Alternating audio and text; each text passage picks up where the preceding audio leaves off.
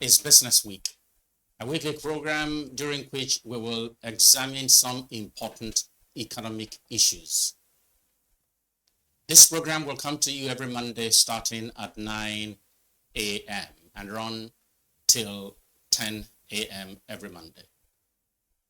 Joining me here this morning in the studio is Lolade Akinmurele, the Deputy Editor of BusinessDay. And we will be joined from Abuja by BusinessDay Chief Economist, who is attending the Nigerian Economic Society meetings in Abuja. Before we start, let's take some news headlines. Leadway Holdings has announced the acquisition of 100% equity in PAL Assurance. Afrexim Bank has reached a $1 billion agreement with Bank of Industry to support and to promote help for smallholder farmers across Nigeria. There appears to be a division among tanker drivers. Members of the Association of Petroleum Tanker Drivers is asking its members not to take cognizance of the call for a strike by the Nigeria Labour Congress. Apple will launch its new products tomorrow, and tech watchers say what will appear to be the most exciting will be a new version, a thinner version of the iPhone called iPhone Air. We will see how that goes in the launch tomorrow. This morning, our first conversation will be on a question that has agitated quite a number of people following the comments made by the Nigerian head of the World Trade Organization, Dr. Okonjo-Iweala. She said to the point that the Nigerian economy is on the right track. So I'm going to ask my guest this morning, starting with Lolade, who's here with me in the studio. Is the Nigerian economy on the right track? Yes or no? Good question. I'll say yes, but then, of course, we need to bear in mind that it depends on who you ask. If you were to ask that question to investors, for instance, they would definitely say yes, because some of the reforms that we had stuck in the pipeline for many years are finally coming through. We've seen the exchange rate liberalization, which has brought a lot of relief to a lot of investors and market players. We've seen the petrol subsidy phased out as well, which has led to higher revenues for the federal government. And I can give an example. So, for instance, in 2025, the government earmarked 36 trillion naira in revenues. And as at the end of the first half of the year, we're close to 20 trillion already. At that run rate, we could end up the year with 40 trillion. And that's unprecedented in Nigeria's case, because we've had many years of, just essentially overestimating revenues, and then we end up being unable to attain those targets. So, from an investor's perspective, yes, we are definitely on the right track. The stock market is up more than 30% year to date. A number of companies have really rewarded investors this year. We're seeing the momentum that started last year just continue this year, because foreign investors are now actively returning to the market, because we've, just essentially taken away the big elephant in the room back in the days, which was the foreign exchange and the naira pricing. We've seen a lot of some stability now. When you talk about the naira, it's been at around 1,500 for the most part of the year. That's coming from about 1,009, before the reforms. So it depends on who you ask, really. But if you then look to ask the average Nigerian, of course, I'm going to come to that. Okay. In fact, after we hear Dr. Adeosun, I will ask the question: why is it the case that many Nigerians do not agree with economists or agree with investors? So hold your fire. Dr. Adeosun, yes or no? Is the Nigerian economy on the right track? Thank you so much, sir. Thank you for that question. I would say it's a cautious yes. And I will say it is cautious because from the macroeconomic point of view, we are getting traction. Some of our indicators, indices, parameters are improving. You can see, for example, you can see things like inflation dropping, and then you can also see the exchange rate, dollar to naira, improving slightly. okay, from 1,800 to like 1,540, thereabout, okay. And you can also, you will agree with me that the reforms are long overdue, removal of petroleum subsidy, we've seen improvement in the fiscal space. For example, petroleum subsidy removal has massively reduced the fiscal drain on government resources. And you can see also that our foreign exchange earnings are going up, oil revenue going up, non-oil exports going up. Like Lolade said, you can also see renewed interest from investors, even World Bank, Afrexim Bank, and so on and so forth, are more than ever before willing to give us financial support, as the case may be. But from the micro level, from the perspective of especially individuals. I think I will hold you. I will hold you there. I really wanted us to just do a simple yes or no answer, and then list the reasons for your yes or no. And you and Lolade have done that. I took a different path, asking myself this question. I said, okay, who do I talk to that is agnostic, who is neutral, without any opinion? So I chose to ask this question of AI. Interesting. And AI said to me, yes, but with some caveat. And AI listed some of the points that you have listed now. Increased direct foreign investment, diversification of the economy. The AI talked about a stable naira. AI talked about emergence of fiscal discipline, and of course the projected increase in GDP growth. And it then said that there are lingering concerns. I want to ask the two of you, why is it that investors, economists, and analysts say the economy is on the right track, and yet many Nigerians do not agree? Let me just tell you a story. A friend of mine was telling me that he had been visited by people from the multilateral organizations, and you know the suspects, World Bank, IMF, and they asked him, "Is the economy on the right track?" And he said, "Yes." And they said, "Okay, fine. We have visited a number of CEOs, and every CEO we asked upstairs said to us that the economy was on the right track. But on their way, as they exited each of the CEOs at the gate, they asked the gate man and the driver at the gate, is the economy on the right track? They shook their head to indicate no." So why is it the case, starting from you, Dr. Adeosun, that many Nigerians do not believe that the economy is on the right track? Thank you so much. The average citizen will always look at perspectives from how it affects and impacts on their welfare. They go to the market, they buy essentials, food, they pay for transportation, they buy drugs, medication. And month on month, year on year, this is not deniable. We have seen increments in the prices of almost everything. So that's why, from an individual perspective, of course, we felt the direct brunt of the subsidy removal. It led to a lot of things. We felt the direct brunt of foreign exchange liberalization. So no individual who was enjoying subsidy prior to now, and now the subsidy is withdrawn, would tell you the economy is improving. Again, the income of the average Nigerian has not increased significantly, even though there has been an upward review of the minimum wage to 70,000. If all stakeholders are complying with that, especially in the informal sector, that's another different ballgame. So you can see that Nigerians, the citizens, feel bad.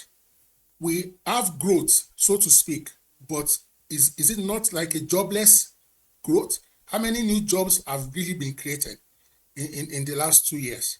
Inflation is high. And the management of the reforms from a change management perspective and a communication perspective could have been better.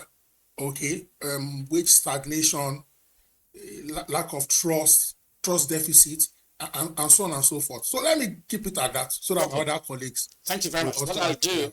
after we have answered this question, why Nigerians are not, why many Nigerians still say they don't believe the economy is on the right track, we will close conversation on this topic by asking the question, what should government be doing? But let me come to you, Lolade. Why is it the case that many Nigerians still insist that the economy is not on the right track, despite what economists say, despite what investors say?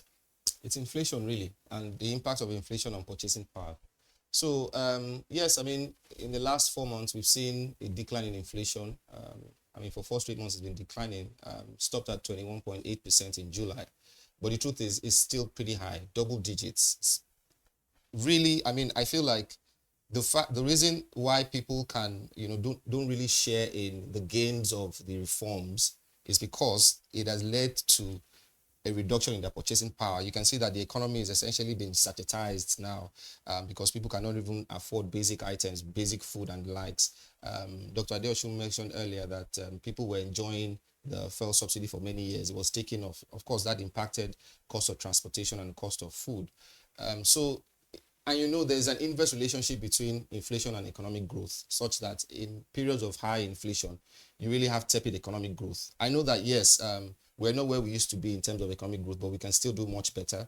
Q1 2025, I think it was 3.1% for an economy with the size of our population. Really, we should be aiming towards 8 to 10%. But that is not possible if you have inflation at over 20%. You need to bring that down to like, say, 10, 11, 12% before the average Nigerian can really start to feel the gains of the reforms we're seeing. So until the reforms translate to lower inflation, there will always be that disparity. Some people saying that the reforms have been good and the economy is on the right track, while the people at the lower end of the ladder saying they are not seeing the impact at all.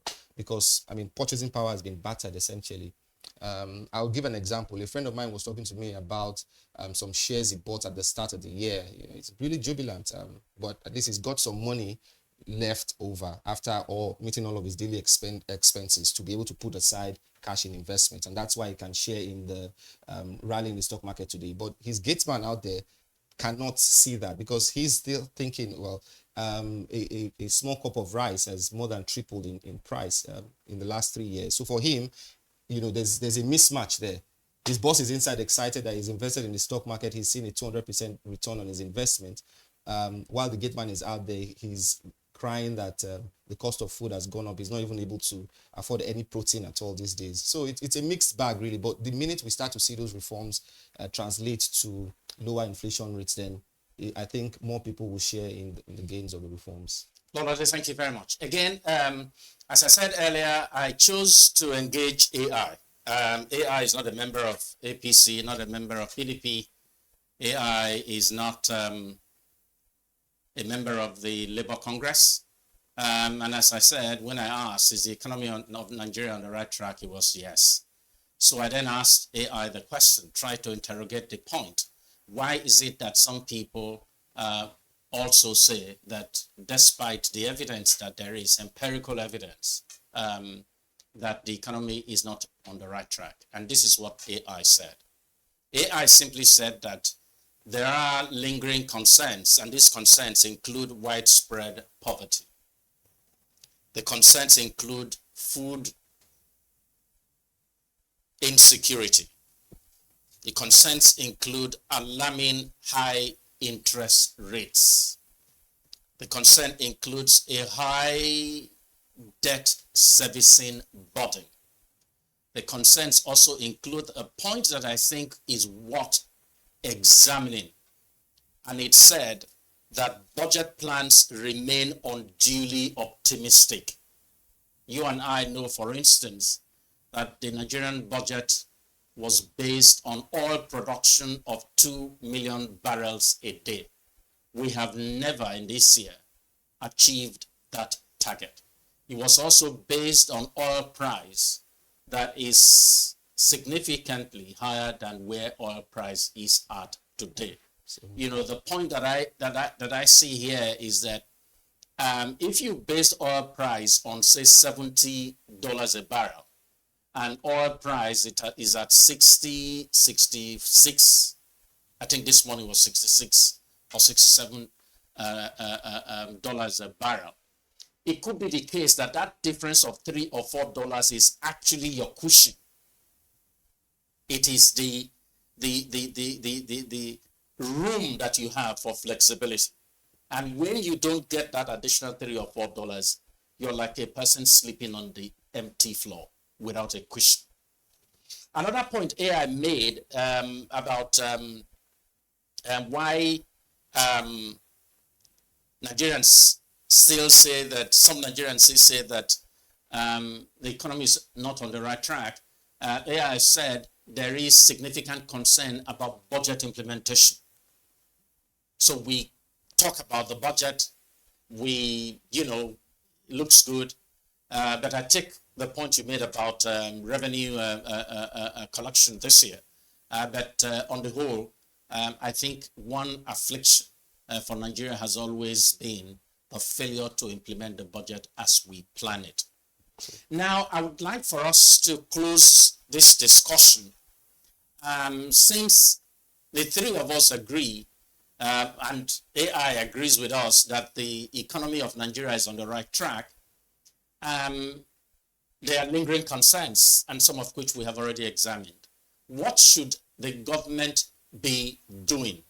Let me say one important thing.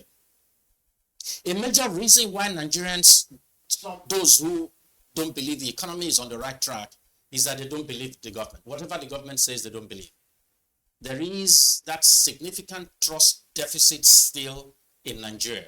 I mean, people will see light presented by government. They say, no, it's fake. It's not light. It's something else. So what must government do, both in terms of economic policy and implementation, and also do to dent the high level of trust deficit in Nigeria? We will start with you, Lolade. Okay, thank you. I think a good starting point would be to really get serious with the social protection programs. I mean, that's one way of just showing that you care about the people who are wallowing in poverty. We have about 120 million Nigerians in poverty. That's a huge number. That's like the population of Canada and Spain combined. So if the government is really serious about, you know, just sending that strong signal across that, you know, these reforms are short-term and there's light at the end of the tunnel, then it needs to also take those social protection programs seriously to ensure that the people who have been really affected by the cost of living crisis that we have on our hands today in Nigeria get some sort of succor from that. I think you rightly said the trust deficit is really been widening because Nigerians are used to, you know, being told lies by the government, you know. So it's gotten to that stage where if the government says something, they're kind of skeptical and think that maybe there's something not right here. So I think that needs to be worked on. And the best way to really do that is for the government to lead by example. If these are austere times for us, then it needs to show right from the top. You know, I know there are conversations about increment of salaries. I wonder if that is the right time now to be talking about that. I think, you know, it's important for the government to just essentially send that strong signal that, yes, of course, we need to ensure that we are really walking the talk. We're talking about how things are hard in Nigeria. Even though revenues are up, we know that we still have a lot of, I mean, you rightly mentioned about the budget implementation. Yes, revenues are up, but truth is, if you look at it, most of the budget, the expenditure goes to recurrent expenditure. And for a developing country like Nigeria, you need to really be spending more in capital expenditure. That's when you really get the trickle-down impact that you want to see on the economy in terms of lifting people out of poverty and just delivering a more robust economic growth. So I think those two things, if that were, you know, addressed by the government, it would really help in sending a strong signal to show that the reforms, it will help people believe that these reforms are working, and it would help them have that hope that at the end of you know, these painful reforms, there's indeed light at the end of the tunnel. Yeah. Thank you so much, Lolade. Well, Dr. Adeosun, will come to you. You are in the midst of the leading economists in Nigeria, the annual summit in Abuja. And I would throw the same question at you. What must government do to improve the gains that we are seeing to ensure inclusive growth so that everyone, not just those at the top floor, will be feeling the gains and talking positively about the economic reforms. Anula, expanding on what my colleague Lolade has put on the table. One, we need to tame inflation and also cushion citizens' livelihood. We need to specifically expand the targeted cash transfers to the poor and vulnerable. Also, we need to support mass transit because transportation is an integral part of these things. All these initiatives, CNG and so on and so forth, trains, we need to work on that. We also need to consider if certain essential food imports, essential medications, if tariffs can be further reduced or eliminated. Very important, we also need to work around our agricultural input access to ease food inflation. And closely related to this food inflation is also the issue of insecurity. Because if insecurity persists, farmers will not be able to plant and harvest as at when due, and there will be consequence increment on food. So we need to do a lot around inflation. We also need to step up our game with respect to job creation and how we can support the MSMEs and also support the informal sector, because this is a very critical but vibrant aspect of the Nigerian economy. How do we ensure that they can build them resilience? How do we continue to support them with grants, with so to speak, single-digit interest rates, if possible? And then we need to continue to work around how we will stabilize the naira. We can see some of the ongoing efforts of the central bank. We need to intensify the efforts. How do we stabilize the naira? How do we continue to boost and increase our oil output? How do we continue to promote our non-oil output? This is very important so that we can continue to earn more revenue. Then I also like to add, sir, that we need to communicate with credibility. For example, can there be like a dashboard? All the gains, savings from subsidy, can there be a communication and publication as to what projects have they been deployed to, both at the federal, state, and local government level? Because if you took the subsidy from me, show me what you have done with the money.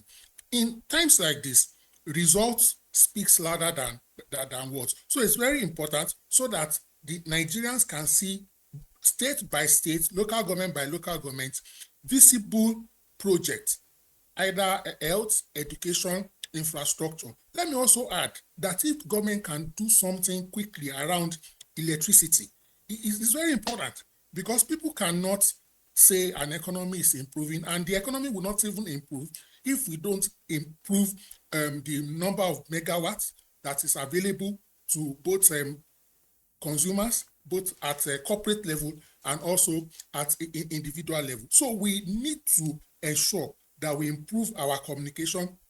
And also, Lolade alluded to it, transparency must improve. Nigerians need to see that governments at all levels that are preaching austere measures should also live it. I'm in Abuja, so I will just say this on the lighter note. Even when you personally own a Rolls Royce that you bought with your money, but you are in government office, I'm not sure using that Rolls Royce in public while you are in government office is a good sign that you can relate and empathize with the average Nigerian. So let us also be modest, not having 30 cars on a convoy when maybe 5 or 6 will have caught it. I'll rest my case here. Thank you so much. Thank you very much. I think great points that you and Lolade have made, especially dealing with the issue of trust deficit. The government cannot be telling the people to tighten their belts while legislators are working on raising their allowances or raising their compensation. The government cannot be telling the people to tighten their belt when the people don't even know how much the legislators who are meant to serve them earn. I think these are very important things. And I like your suggestion, Dr. Adeosun, about creating dashboards just to better communicate what the government is doing. We have seen FAC allocation rising almost to 2 trillion naira a month. And many people would still tell you that they are feeling the impact of government less and less. So government needs to walk the talk. Again, I interrogated AI and said, what should government be doing to address some of these issues? And AI said, and I think that point has been made, that government should expand the social security net, that government should ensure fiscal discipline. Fiscal discipline. That is, government itself needs to tighten its own belt. Whatever medicine that it is prescribing for the people, it also needs to administer it on itself. I talked about transparency, the need for transparency, and also the need to invest massively in agriculture to reduce food prices. And of course, another point that AI made was to accelerate infrastructure rollout. Infrastructure build will provide jobs. Infrastructure build out will reduce the pain and the cost of doing business in Nigeria. And the final point that AI made was that government should intensify its fight against insecurity and actually become result-oriented.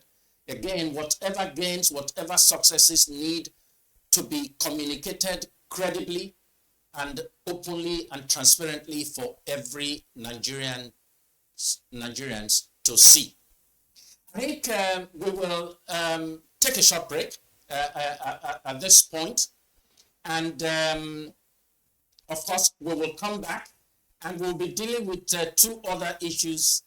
One is very related to the matter of the pain that Nigerians are having. That is the fight against inflation using money supply or reining in money supply that then leads to high interest rates in a time of the imperative of rapid growth.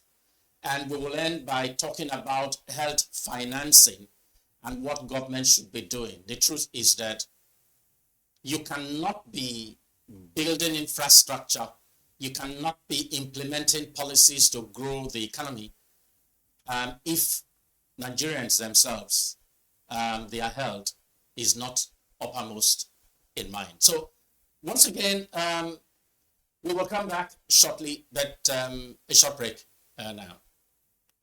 Thank you very much and welcome to Business Week, a weekly program on Mondays when we examine some very important economic issues. Before we go on, let me just provide a very quick summary of what the media around the world is covering today. Norway is having its parliamentary elections today. A major question that is being asked is, has Norway become too rich? Norway is home to the world's largest sovereign wealth fund, valued at $2 trillion. The media this morning is highlighting some important examples of wastes in Norway. For instance, they talk about a wasteful spending on a 1,700 meter long tunnel for ships costing about $700 million. Norway is engaging in a partial overhaul of parliament in Oslo that went 6 times over budget and costing more than $400 million.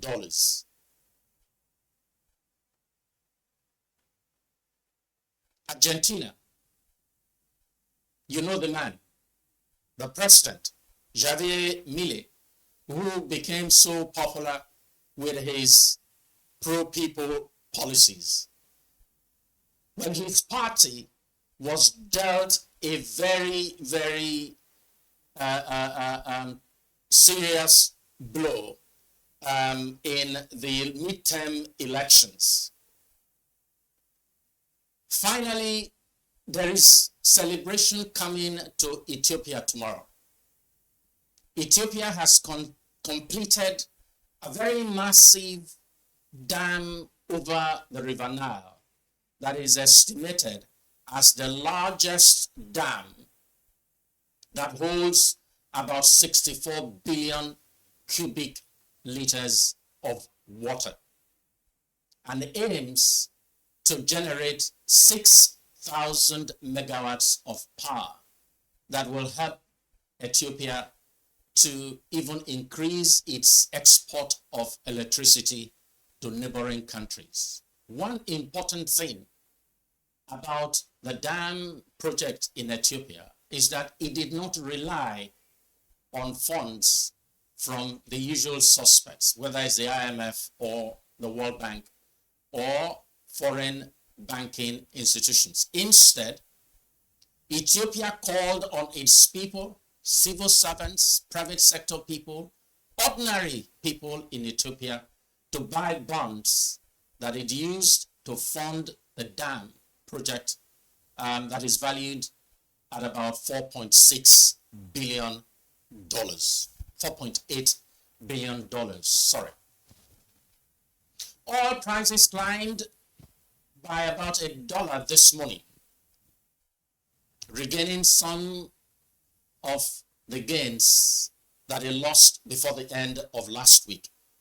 Brent, the international benchmark crude, rose by $1.24 or 1.9% to $66.74 a barrel, while the West Texas Intermediate, the US benchmark crude, rose $1.17 to $63.04 a barrel. Now, as I said earlier, we're going to continue our conversation by just looking at the high interest rate regime in Nigeria at a time when we should be talking about rapid economic growth. Dr. Adeosun, you are an economist.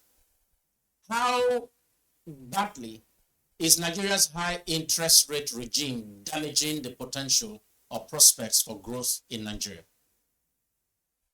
Thank you so much, sir. Interest rates at double digits and perhaps even over and above what we used to have in the past is very, very uncomfortable.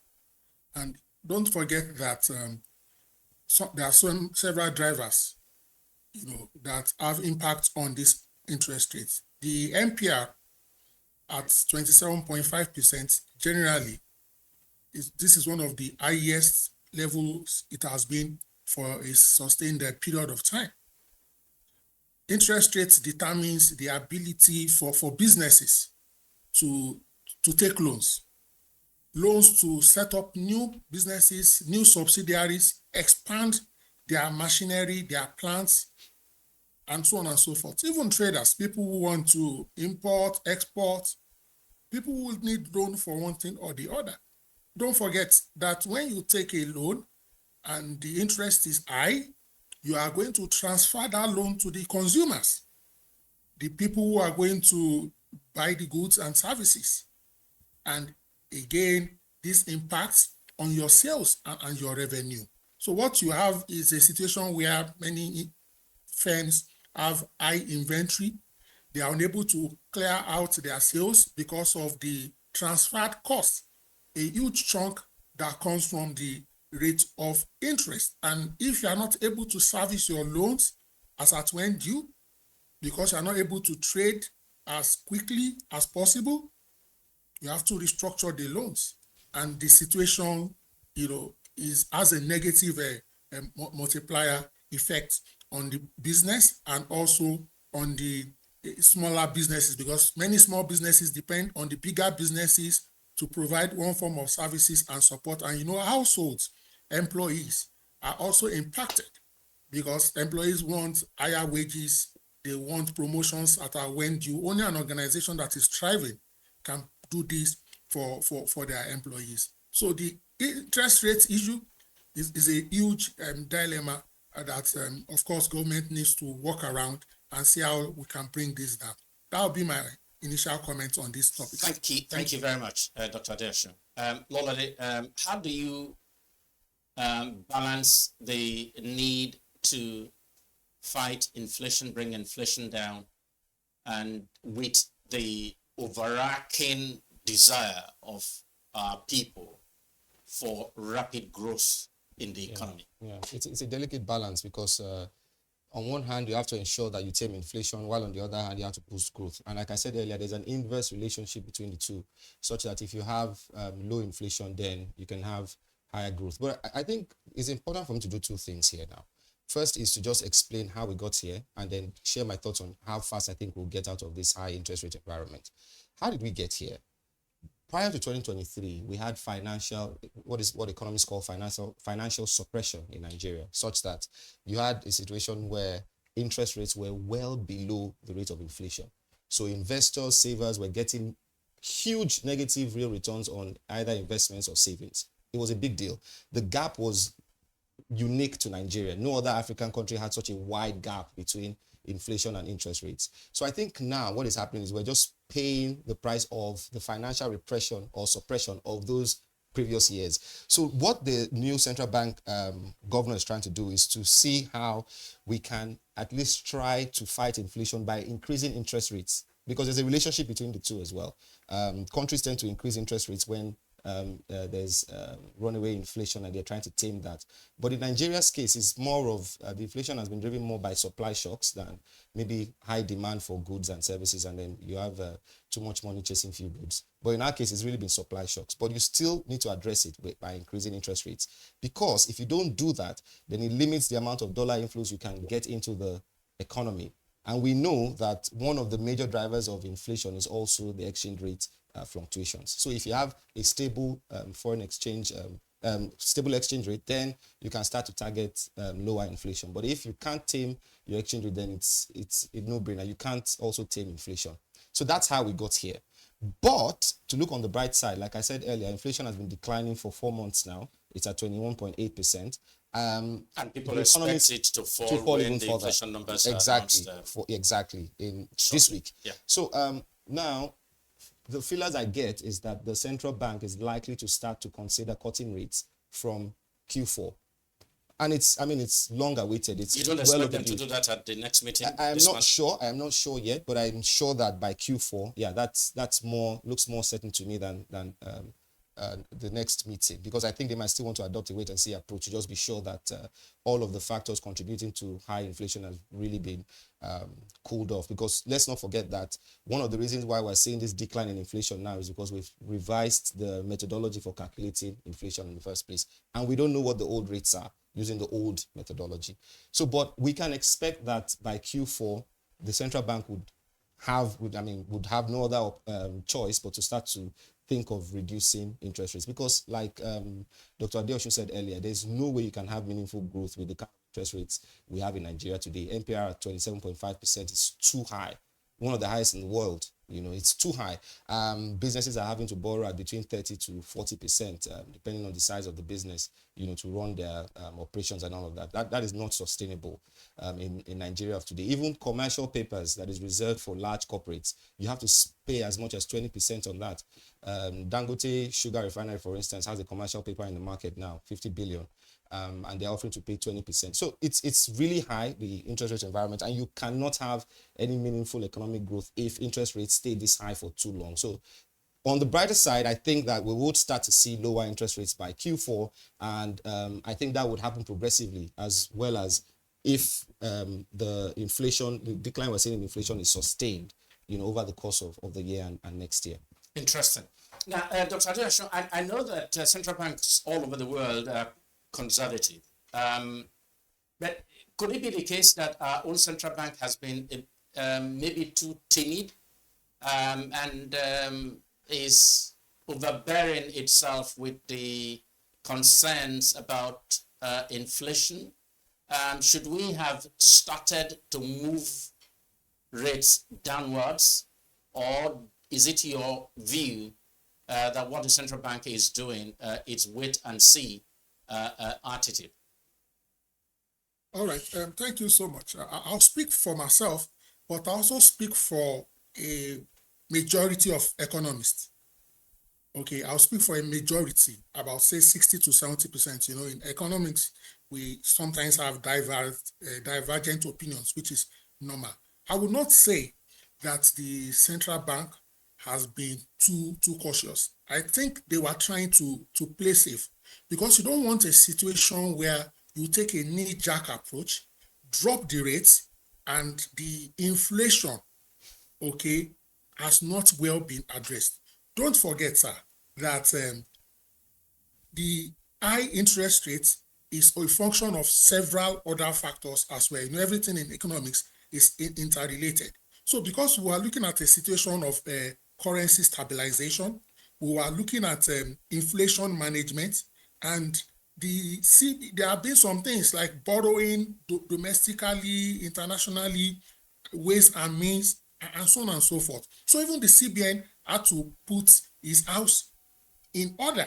So they wanted to be sure that the decisions they are making, so to speak, is sustainable and will not have, you know, excessive or additional pain to what we already have in the polity. So I think it is better they played safe than they prematurely brought down the MPR rates, which will have led to, you know, cheaper interest rates that will have led to maybe, you know, more funds being available.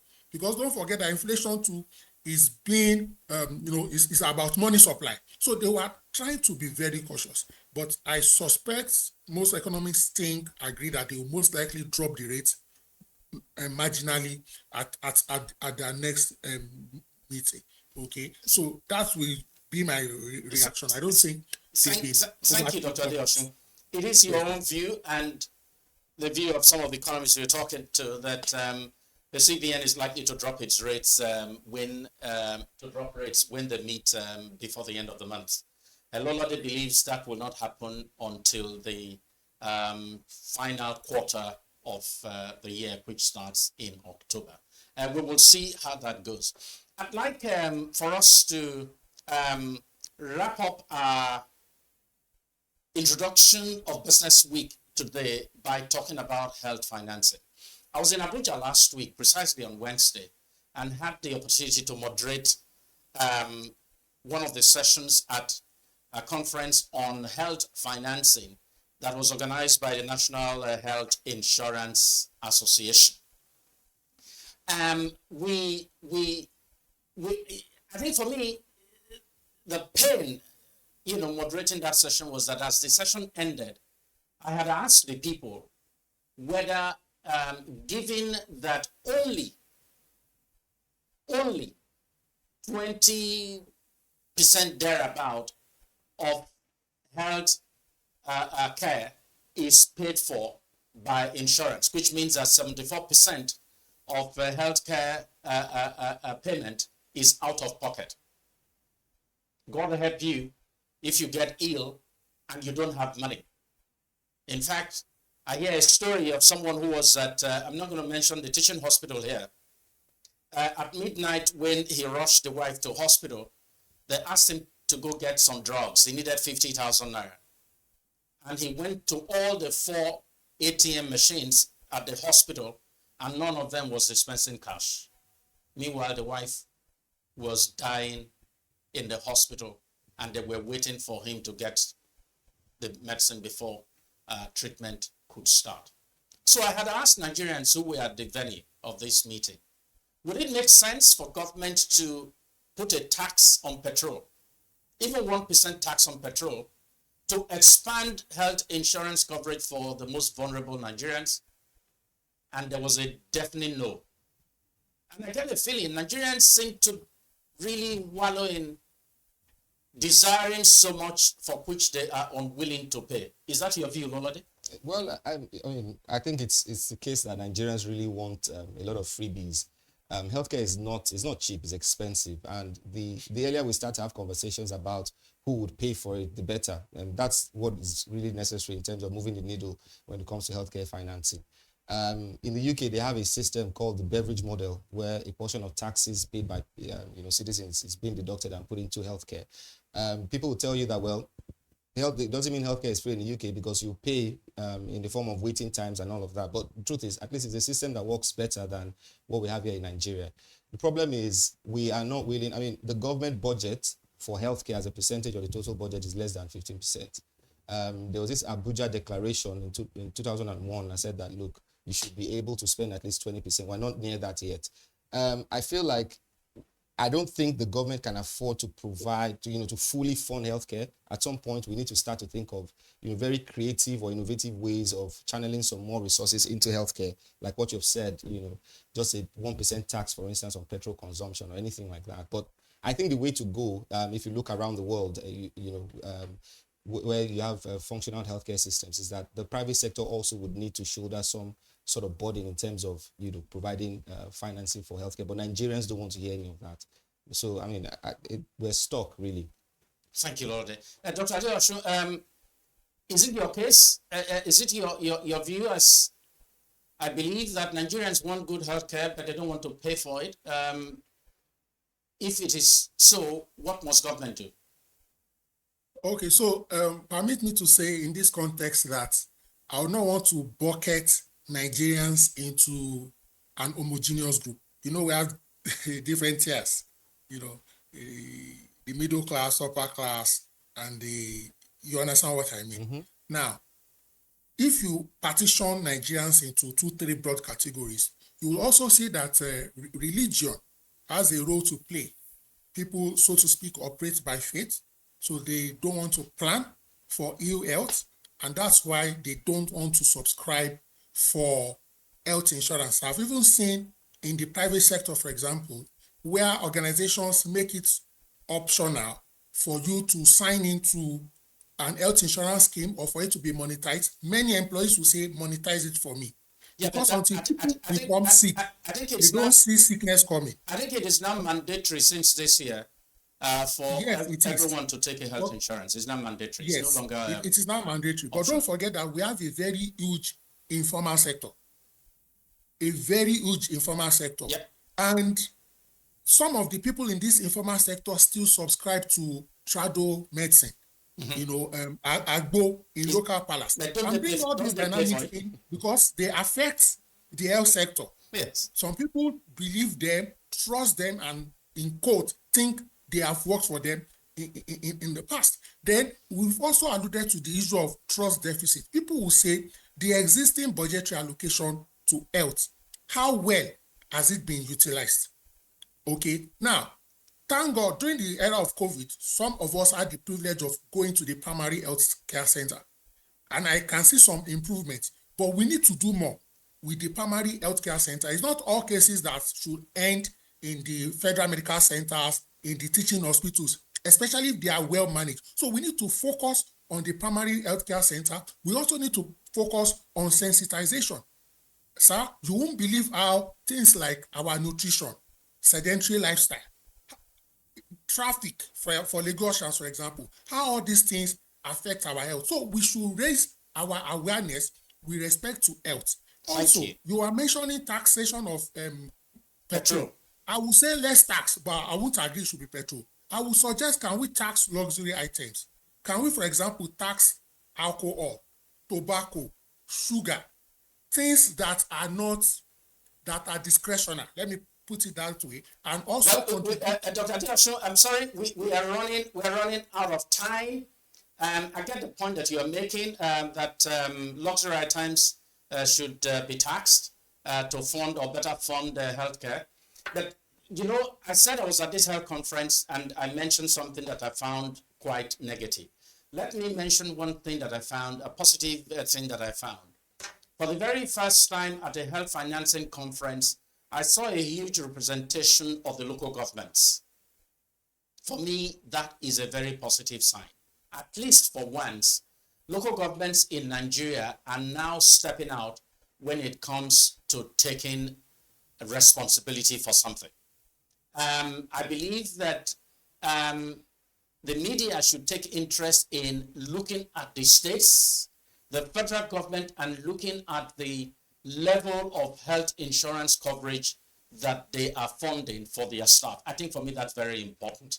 And what other creative ways they are helping to get Nigerians to be able to pay for their healthcare, not out of pocket, but through health insurance. But viewers, we must bring our program, our first in the series of Business Week, to a close now. It's been a very interesting introduction of our program today. We looked at the question whether the Nigerian economy is on the right track, and all the three members, including even AI, agree that the Nigerian economy is on the right track. There is a point, though, what the economists talk about, the lag effect. That is the time between when you implement a good policy and when you begin to feel the impact of the policy. But there was also the question of trust deficit, that government needs to do well. Whatever medicine it's applying to the people, it should also administer to itself. So this is the end of the program for this week. See you next week. This is Business Day Television.